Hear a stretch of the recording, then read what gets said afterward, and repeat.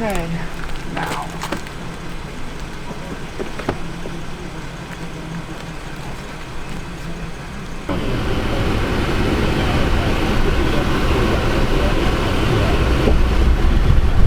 No, I've already left. I'm just.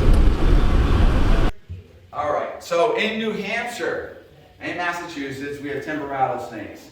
Massachusetts has copperheads, has timber rattlesnakes. In New Hampshire, we have timber rattlesnakes. We are not aware of copperheads being here, but I'm going to deal with that in a minute. Okay. So this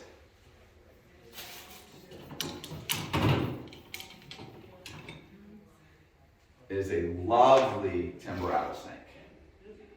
So if you guys ever see a rattlesnake, make sure your non-game of fishing game always knows. The worst thing is if you guys ever found one or you relocated it and you did it and then you let it go. These are the rarest animal essentially in New Hampshire that we have, okay? Yeah, you know, I'd like to say cougars, but we don't probably have those. But what we want to do, any timber rattlesnake that is found, non-game must know. It could be a huge thing because there's a couple dens, we don't know where they are, and we would catch the snake and we do telemetry. So we'd actually put a transmitter. Either we'd adhere one to the outside of the body, or we would put one peritoneal into the body cavity. So, okay, so there's a chance you guys, in your careers, may have to go and do a timber rattlesnake removal. He's a pro, so he's not buzzing, he's not doing anything. I'm going to bring out a jerk in a little bit to show you what you might be encountering. But this is a very confident animal. If he wasn't confident, he would stop crawling, he would go into a coiled position, and he'd start buzzing. So, you guys have a big snake like this, what do you do? Well, the first thing is something like this, like a hook or something like that. And what we're doing, this is the safe part. Back here, not even having to touch the animal is, if you're really unsure what you're doing, is the safest. But to manage snakes, what you do, you interrupt a place where they can move. So right here, now I secure the animal. I've got this part of the body where there's no chance that this animal can loop around. So what you want to do is you want to control the first third of the animal, right? And you want to slow your movements. Don't behave in erratic, nervous fashion. Even if you are terrified, confidence is critical. You want smooth motion. You want everything to be thoughtful. Can you scream like a 10-year-old girl? Yeah, that might not work so well. So giving yourself away. you really can. So what I'm always doing, so you're right, I'm like interrupting any potential for that animal to loop back around. Right? So, and they're incredibly fragile. So it's all spine, okay? So any kind of break in the spine is life-threatening and could be the loss of life for this animal, or certainly deteriorate its condition that it would not survive in the wild. So if you're seeing an animal like this, the best way to manage it, once you've collected it, it either goes into a bucket or barrel. I think you guys use barrels or whatever. So the reason for the barrel is once it goes into the barrel, it doesn't have an easy chance of getting back out.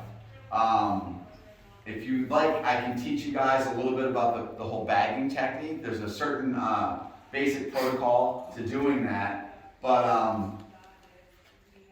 who wants to play with it? So when you're transporting these animals, remember, just like the birds, they can, a heated up cab is scary. It can kill these guys. These animals have no way to cool down, and a core temperature of about 100 degrees is fatal within 5 minutes. Any temperature, a core temperature over 95 degrees, you're reaching lethality of that animal's life. Okay, if I put it into a bag, I have to get it into the bag and I have to get it out of the bag. Container's easier, a clear container's easier because you get to see what's going on, and we have all these wonderful straps. But if I were to do this, I have a pillowcase, I have these little nifty clips. Let's see if I can do this and not look like an idiot. Cheap clips. Yeah, cheap clips. Okay, head. We want to get the head down, head first. Okay, so this, what happens? The snake is always going to follow its tail. Okay? So when the tail's going in, expect the head to come back up. So then the next step, so whatever you guys are using, a hoe or whatever, I need to make sure the whole snake is on this side of it. So if I put this and I put it parallel to the ground, I can manage this. Put my foot on here.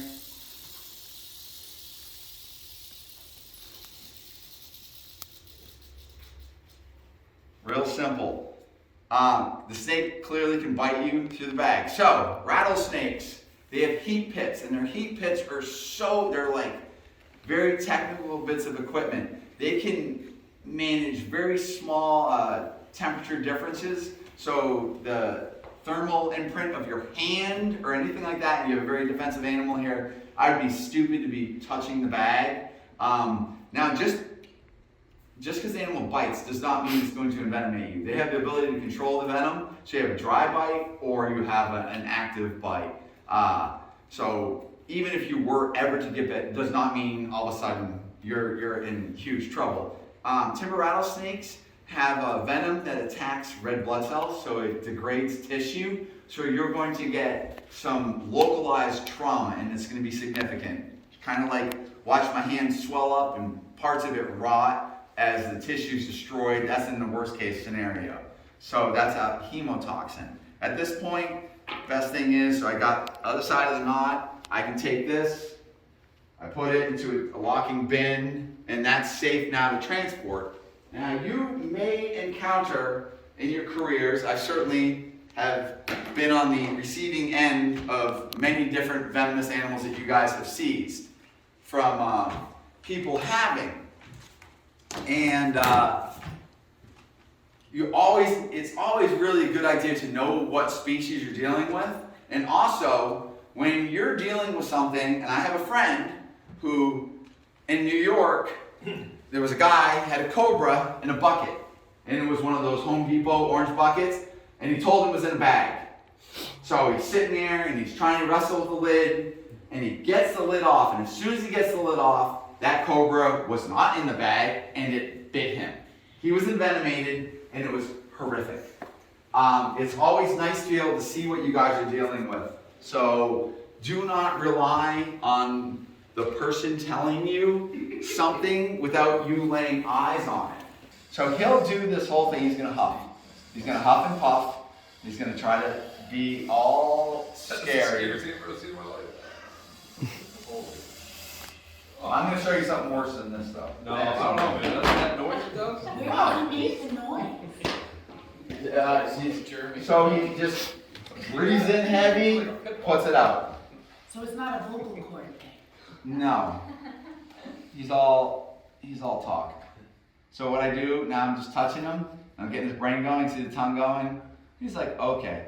So believe it or not, these guys, they feel anxiety and worries. So there's things I can do to actually bring down the worry of this animal. I get the animal from being defensive to thinking, and it's much easier to manage. This is actually a wonderful snake. He just gets a little huffy puffy. He's got ridiculously huge fangs. I can show you videos of this snake eating like a frosted rodent. You'd be like, oh my God, like just these big fangs, and they'll use the fangs to walk the food back. These guys are gonna lay in the leaf litter, and what they'll do is they're ambush hunters. So what they can do is they can wiggle their eyes, they can make their eyes start moving, and then some animal, like a bird or something like that, sees the movement, will come over, but the eye is so well disguised, you know, with the pattern and all that, and what's waiting for it is the worst trap in the world. I think they also do something with their rostral scales too. There's another one, rhinoceros vipers. Rhinoceros vipers, they've noted them using their eyes to, like a copperhead does its tail, caudal luring. So these are using their eyes to lure in like an interested bird. And then the bird gets too close and it's like game over. It's kind of like a, an anglerfish or whatever. So this is an animal you might find somebody keeping as a pet. They're low maintenance. They're incredibly exotic looking. They're not, they're just not very demanding as far as keeping, and they're definitely a desirable species. No, see, that's the noise. Wow. But that all that is just to scare you. But you know what it is? It's doing that because it's afraid of us. That's a fear response. This is all fear response. This guy, he left the apartment, there's this big lizard in this thing, and we don't know what it is. Generally, the big lizards are going to be monitor lizards and tegu lizards. So this is a black and white tegu. This is an Argentinian black and white tegu, very commonly kept. Very commonly kept in pets.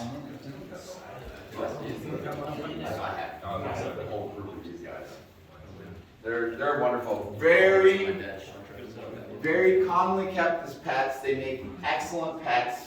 Long-lived, low maintenance, and pretty dirty, just like this guy. So people love them. Turtle nesting in New Hampshire. Your peak period of time is going to be the beginning of June. You're going to see the largest amount of movement of turtles. Turtles are crossing roads, obviously prior to June, but June, it's like the beginning of June, it just begins. And these turtles are basically trying to do is they're trying to get across the roads to find places to lay their eggs. As urban sprawl continues, these animals are being compressed into smaller and smaller areas, and what they're often doing is they're finding areas on the edge of pavement where we have sunlight. They need to find good places to lay their eggs. And that's not really a good place, but that's all they got. And they don't understand cars. Snapping turtles. Snapping turtles in New Hampshire are declining. And several years ago, they stopped the take of snapping turtles for food. So when you're encountering a snapping turtle that's crossing the road, certainly one bigger than this, they're very long-lived. For an animal to ever get to this state, it is a lot. That represents hundreds and hundreds of eggs, and they're really in a tough spot. So an animal like this in New Hampshire, this could be a 20-year-old animal, okay? They're dimorphic, so males get bigger than your females. So this is a female. This is an egg-laying size female, so reproductive female. So if I see this animal crossing the road, and you guys need to get it out of the road, if I go up here and do a lot of this kind of thing, these guys are tenacious. They got unbelievable claws. They're going to scratch you. So, well, how do I actually pick this up and be safe? So these guys have a very long neck. They'll come up and they'll try to bite you. It's just being defensive. Remember, none of these animals I'm showing you are mean. They don't have it in their nature. They're terrified. Terrified means that they're just going to act very defensive. So if an animal like this, and I'm trying to manage it, the easiest way to not hurt the animal and not get bit, if I'm doing this, as soon as I do this, I'm going to have to deal with these back legs and claws. They're going to sit here, and one of those claws in the palm of your hand really can hurt. Easiest way to deal with this, I have a handle. I just drag it across the road. If it's aimed that way, I might want to turn it around and just do this. So what I'm doing with this, if I pick this animal up by its tail, that's literally, its spine. It's connected to its spine. So the vertebrae is connected with soft tissue. The weight of this animal, a bigger animal, so if I'm lifting it by its tail, I can actually start separating the vertebrae. I can actually cause trauma that I would never be able to note, but for the life of this animal, the animal may go off and have all sorts of hardships because of that. So the easiest thing is, by the tail, drag it. If it's trying to get across a road, maybe aim it at that direction. But they're actually not nearly the horrible animal people think. I grew up thinking if I swam in a pond, I would keep my feet up. I was like, it was so ridiculous for who I am now, but I literally feared snapping turtles. Well, I've swam with snapping turtles and I've snorkeled with them. They're very, very passive. Feels. If any of you guys want to hold any of this stuff, you're welcome to it. Like, these guys are great. Yeah. Anyway. Any recommendations on pointing the pisser on turtles? Because it seems like no matter how I pick them up. They pee? Good luck. Okay, You so can't get that smell off of you. well, actually, so that's a lot of fear. So I don't know if people realize that the majority of turtle nests are predated by, possums, raccoons, skunks, fox, crows, whatever. And one thing they do to locate the nest, certainly like a possum or something like that, or a skunk, pee. When the turtle is laying its eggs, it will empty its bladder, and I think they're keying in on a pee. So if the nest is unfound, let's say for 4 or 5 days, where the urine dissipates, the success of that nest surviving is way greater than immediate. I've had wood turtle nests that I've been watching, and from laying to a skunk, 20 minutes. I have them on camera. I'm like really into like wood turtles and stuff like that. Timber rattlesnakes, I do large crocodilian research down in North Carolina. And so I'm into all sorts of different animals. And obviously I do timber rattlesnakes.